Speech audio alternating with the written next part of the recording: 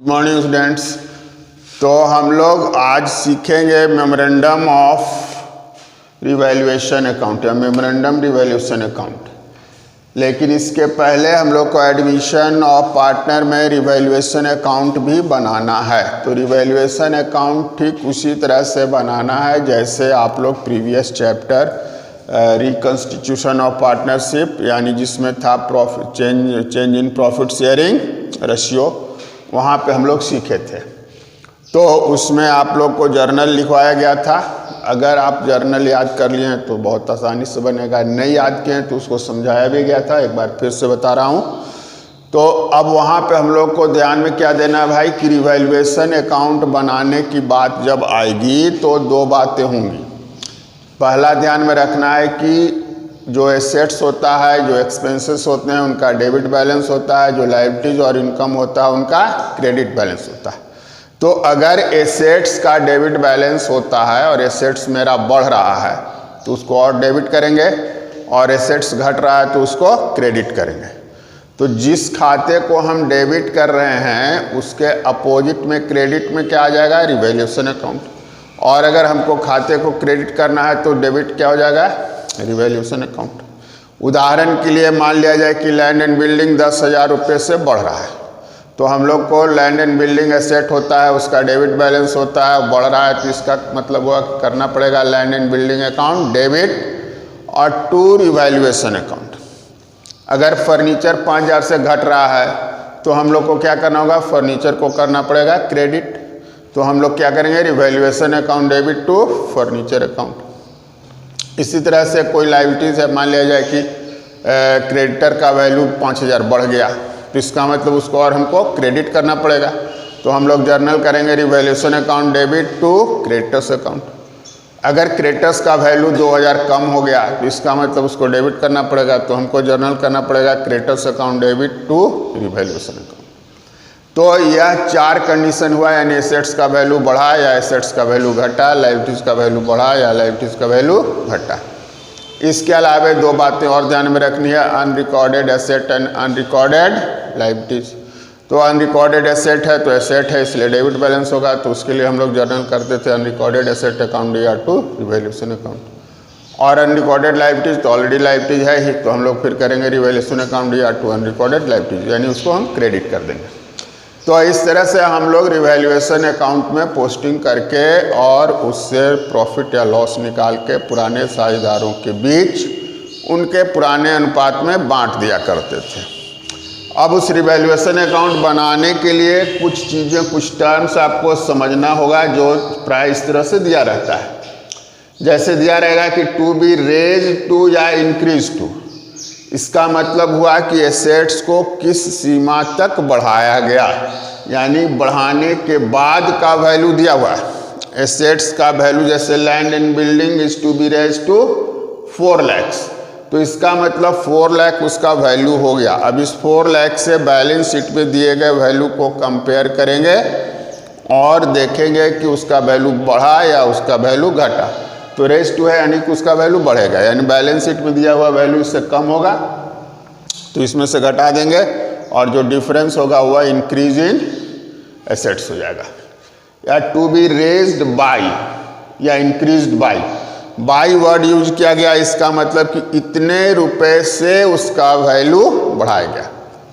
जैसे raised by 10,000, तो इसका मतलब बैलेंस शीट में जो वैल्यू दिया हुआ है उसमें 10,000 रुपये और ऐड हो जाएगा, 10,000 रुपये बढ़ गया। फिर दिया रहता है रिड्यूस्ड बाय या written down, write down by. तो रिड्यूस्ड बाय में वही मामला है, कितना रुपया से वो घटा, यानी कि घटी हुई राशि उसके वैल्यू में क्या कमी आ रही है यह शो करता है। टू बी रिड्यूस टू यानी घटकर उसका वैल्यू कितना हो गया यह बताता है, यानी कि बैलेंस शीट में दिए गए वैल्यू से इसको कंपेयर करेंगे तो पाएंगे कि यह वैल्यू कम है, जो डिफरेंस है वह उतना रिडक्शन हो जाएगा। और है टू बी टेकन एट, यानी कि उसका प्रेजेंट वैल्यू इतना हो गया, टू बी टेकन एट या टू बी वैल्यूड एट। तो इन 4-5 चीज़ों को आपको ध्यान में रखना है रिवैल्यूएशन अकाउंट बनाते समय। एसेट्स या लायबिलिटीज़ के मूल्य में क्या कमी हो रही है, क्या वृद्धि हो रही है, इसको ध्यान में रखने के लिए अब हम लोग एक बनाएंगे मेमोरेंडम रिवैल्यूएशन अकाउंट। तो मेमोरेंडम रिवैल्यूएशन अकाउंट कब बनता है? तो जब कोई पार्टनर हमारे साझेदारी में शामिल होता है और सारे लोग मिलकर तय करते हैं कि एसेट्स एंड लायबिलिटीज का रिवैल्यूएशन तो किया जाए, लेकिन बैलेंस शीट में उसको पूर्ववत दिखाया जाए, यानी कि उसके वैल्यू में कोई चेंज नहीं किया जाए। जैसे एसेट्स का वैल्यू बढ़ के मान लो कोई लैंड एंड बिल्डिंग 4 लाख से हो गया 5 लाख, तो नया जो बैलेंस शीट बनेगा after admission of new partner, उसमें लैंड एंड बिल्डिंग का वैल्यू 5 लाख न दिखाकर हम 4 लाख ही शो करना चाहते हैं। यानी जो ओरिजिनल बैलेंस शीट मेरा था उसमें जो एसेट और लायबिलिटीज के वैल्यू दिए गए थे उसी वैल्यू को हम लोग एज इट इज रहने देना चाहते हैं, लेकिन दूसरी तरफ हम उसके वैल्यू को रीवैल्यूड भी करना चाहते हैं, फिर से उसका मूल्यांकन भी करना चाहते हैं। तो जब ऐसी स्थिति आएगी कि हमारे एसेट्स और लायबिलिटीज का रिवैल्यूएशन भी करना हो और दूसरी तरफ उसको पुराने वैल्यू पर ही बुक में शो करना हो, तो हम लोग एक अकाउंट बनाएंगे जिसका नाम होगा memorandum revaluation account. Memorandum revaluation account ठीक रिवैल्यूएशन अकाउंट की तरह ही बनाया जाएगा, इसमें कोई अलग से रूल नहीं है। लेकिन ध्यान में क्या रखना है कि यह 2 पार्ट में होगा। पहला पार्ट पहले की तरह बनेगा और दूसरे पार्ट में उसको हम रिवर्स कर देंगे, यानी डेबिट वाले आइटम को क्रेडिट में और क्रेडिट वाले आइटम को डेबिट में। पहला पार्ट जो हम बनाएंगे वह जस्ट लाइक रिवैल्यूएशन अकाउंट ही है, उसमें कोई अंतर नहीं है। और पहले पार्ट का जो लाभ या हानि आएगा उसको पुराने पार्टनर के बीच उनके पुराने रेशियो में हम डिस्ट्रीब्यूट कर देंगे और इसके बाद उसको क्लोज कर देंगे। फिर डेबिट वाले आइटम को क्रेडिट में और क्रेडिट वाले को डेबिट में ट्रांसफ़र करेंगे और फिर जो बैलेंस आएगा उसको सभी पार्टनर के बीच, यानी पुराने और नए दोनों पार्टनर्स के बीच नए अनुपात में डिस्ट्रीब्यूट कर देंगे। अब इसको हम एक एग्जाम्पल से समझते हैं। एक क्वेश्चन हम लोग ले रहे हैं, बोलता है कि following is the balance sheet of A and B who shares profit and loss in the ratio of 2:1। A और बी 2 पार्टनर हैं जो 2:1 में लाभ हानि बांटते हैं। उनका बैलेंस शीट दिया हुआ है। बैलेंस शीट में है क्रेडिटर 36,000, बिल्स पेबल 14,000, ए का कैपिटल है 60,000, बी का कैपिटल है 42,000 और एसेट्स में है cash 16,000, stock 22,000, debtor 30,000, furniture 40,000 and machinery 44,000। Total हो गया बैलेंस शीट का 1,52,000। अब बोलता है कि on that date C is admitted for 1/3 share, यानी कि उस तारीख को सी को शामिल किया गया साझेदारी में 1/3 हिस्से लाभ में हिस्सा देकर, और निर्णय लिया गया कि सी ब्रिंग 24,000 एज हिज कैपिटल। सी को 24,000 रुपया कैपिटल के रूप में लाना होगा। इसके बाद स्टॉक को डिक्रीज करना है 4,000 रुपये से, डिक्रीज्ड बाय, यानी 4,000 जो भी स्टॉक का वैल्यू था 22,000, इसको घटा के कर देना है 18,000, 18,000, 4,000 से कम करना है। Furniture is valued at 46,000, furniture का वैल्यू 46 कर देना है। पहले था 40, अब हो गया 46, तो यानी 6,000 इसका वैल्यू क्या हो गया, बढ़ गया। मशीनरी को डेप्रिशिएट करना है 5%। मशीनरी था 44,000, तो इसमें 5% कमी कर देना है। 44,000 का 5% निकालेंगे तो आएगा 2,200। और क्रेडिटर्स कम हो गया, क्रेडिटर्स ने अपना क्लेम 1,100 रुपया छोड़ दिया, यानी क्रेडिटर्स जो मेरा था 36,000 अब ये हो जाएगा 34,900। तो यह वैल्यू चेंज हो रहा है। लेकिन अब अगर हमको बनाना है, बोलता है प्रिपेयर मेमोरेंडम रिवैल्यूएशन अकाउंट, तो यानी कि इस सारे चेंजेस का किसी के वैल्यू में जो बढ़ रहा है या घट रहा है उसको हमको नए बैलेंस शीट में शो नहीं करना है। नया बैलेंस शीट जिस तरह से अभी है एज इट इज यही रह जाएगा। तो हम लोग मेमोरेंडम रिवैल्यूएशन कैसे बनाएंगे भाई? तो पहले जस्ट रिवैल्यूएशन की तरह बनाना था। तो हम लोग देखेंगे कि अब पहला बोलता है कि स्टॉक डिक्रीज कर रहा है, स्टॉक डिक्रीज कर रहा है यानी स्टॉक एसेट है डिक्रीज कर रहा है तो उसको हमको क्रेडिट करना होगा क्योंकि उसका डेबिट बैलेंस होता है। तो स्टॉक को क्रेडिट करेंगे तो डेबिट किसको करेंगे, रिवैल्यूएशन को। तो हम लोग कर देंगे मेमोरेंडम रिवैल्यूएशन टू स्टॉक, तो पोस्टिंग हो गया टू स्टॉक। फिर बोलता है फर्नीचर इज वैल्यूड एट 46,000।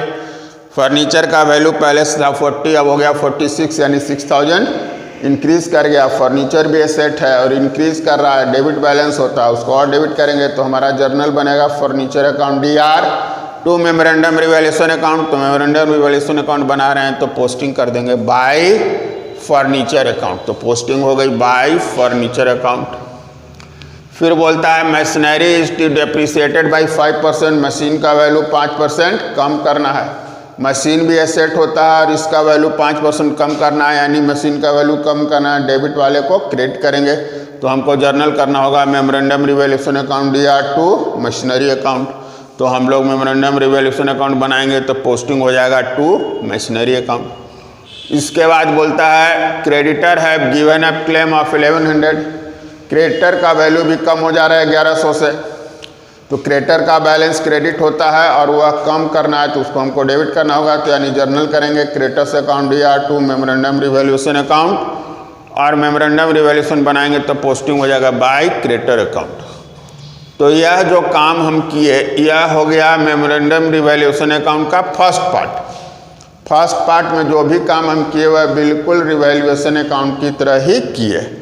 अब इसके क्रेडिट साइड में वैल्यू टोटल हो गया 7,100, डेबिट साइड में हो रहा है 6,200, डिफरेंस आ गया 900। इसको हम प्रॉफिट मानेंगे और इसको पुराने पार्टनर्स के बीच यानी A और B के बीच उनका जो पहले का ओल्ड रेशियो था 2:1 उसमें डिस्ट्रीब्यूट कर दिया। अब आइए इसके सेकंड पार्ट की ओर। अब आपको बताए कि इस सब को अपोजिट साइड में ट्रांसफर करेंगे। जैसे स्टॉक और मशीनरी डेबिट में था तो स्टॉक और मशीनरी चला गया क्रेडिट में, फर्नीचर और क्रेडिटर्स क्रेडिट में था तो आ गया डेबिट में। अब जो बैलेंस आएगा वह तीनों पार्टनर में यानी कि पुराने पार्टनर के साथ साथ नए पार्टनर तीनों के बीच जो नया लाभ हानि का अनुपात है उसमें बांट देना है। पहला काम जो हम किए वह रिवैल्यूएशन अकाउंट की तरह था और उसमें जो भी प्रॉफिट या लॉस आएगा उसको पुराने पार्टनर में पुराने अनुपात में बांटेंगे। फिर डेबिट वाले को क्रेडिट में और क्रेडिट वाले को डेबिट में अपोजिट साइड में यानी रिवर्स एंट्री करेंगे। और जो बैलेंस है अगर पहले आ रहा है प्रॉफिट तो दूसरी बार हो जाएगा लॉस, पहले बार आ रहा है लॉस तो दूसरी बार हो जाएगा प्रॉफिट, ये भी ध्यान में रखना है। अब इसको भी हम तीनों पार्टनर या सभी पार्टनर जो भी नए पार्टनर को शामिल करते हुए आएंगे उनके बीच बांट देंगे न्यू प्रॉफिट शेयरिंग रेशियो में। तो इसके लिए हमको अब न्यू प्रॉफिट शेयरिंग रेशियो निकाल लेना होगा। तो चलिए देखते हैं न्यू प्रॉफिट शेयरिंग रेशियो हमने निकाला। हमने क्या किया भाई, तो फर्म का प्रॉफिट 1 माना, C का 1/3 था, उसमें है ना 1/3 था तो रिमेनिंग प्रॉफिट क्या हो जाएगा 1 - 1/3 यानी 2/3।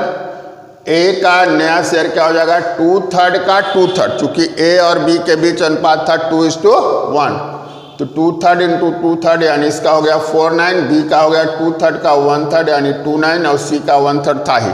अब यहाँ भी 9 है यहाँ भी 9 है तो इसको भी 9 करने के लिए ऊपर और नीचे 3 से मल्टीप्लाई कर लिए तो हो गया 3/9 यानी नया रेशियो हो गया 4/9, 2/9 और 3/9। तो 4/9, 2/9, 3/9 में 900 को डिस्ट्रीब्यूट किए तो हो गया 400, 200 और 300। तो इस तरह से मेरा बन गया मेमोरेंडम रिवैल्यूएशन अकाउंट। यानी कि इसका या 2 पार्ट में बटा हुआ रहेगा। पहले ध्यान देना है फर्स्ट पार्ट रिवैल्यूएशन अकाउंट की तरह बनेगा। इसका जो भी प्रॉफिट या लॉस आएगा वह सिर्फ पुराने पार्टनर के बीच उनके पुराने रेशियो में डिस्ट्रीब्यूट होगा।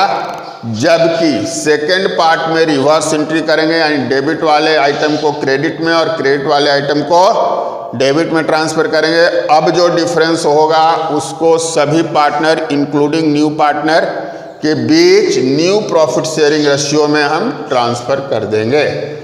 और अब इसी आधार पे हम लोग को बना देना है पार्टनर्स कैपिटल अकाउंट। तो पार्टनर्स कैपिटल अकाउंट बनाने के लिए हम लोग क्या देख रहे हैं कि A और B का बैलेंस ऑलरेडी मेरे पास था ही, सी 24,000 ला रहा था कैपिटल, इसलिए बाई कैश हो गया 24,000, और कुछ है नहीं, जो रिजर्व वगैरह कुछ है नहीं। तो हम लोग अब क्या करेंगे, ये दोनों काम कर लेंगे। मेमोरेंडम रिवैल्यूएशन के डेबिट में ए और बी है, तो यहाँ पे इनके कैपिटल में आ जाएगा सीआर भाग में मेमोरेंडम रिवैल्यूएशन, ए में 600, बी में 300, और फिर मेमोरेंडम रिवैल्यूएशन के सेकेंड पार्ट के डेबिट क्रेडिट साइड में है ए बी सी तीनों का नाम, तो यहाँ क्रेडिट में है इसलिए डेबिट में आ जाएगा। To memorandum revaluation account A B C तीनों में आ गया, इसका टोटल करेंगे और बैलेंसिंग फिगर निकाल देंगे, जो कि कैपिटल का बैलेंस सीडी होगा। तो आज आपको सिर्फ यही बताया गया, मेमोरेंडम रिवैल्यूएशन अकाउंट और रिवैल्यूएशन अकाउंट जो पहले ऑलरेडी आप जान रहे थे उसका थोड़ा सा रिवीजन हुआ। तो नेक्स्ट क्लास में नेक्स्ट टॉपिक होगा। Thank you.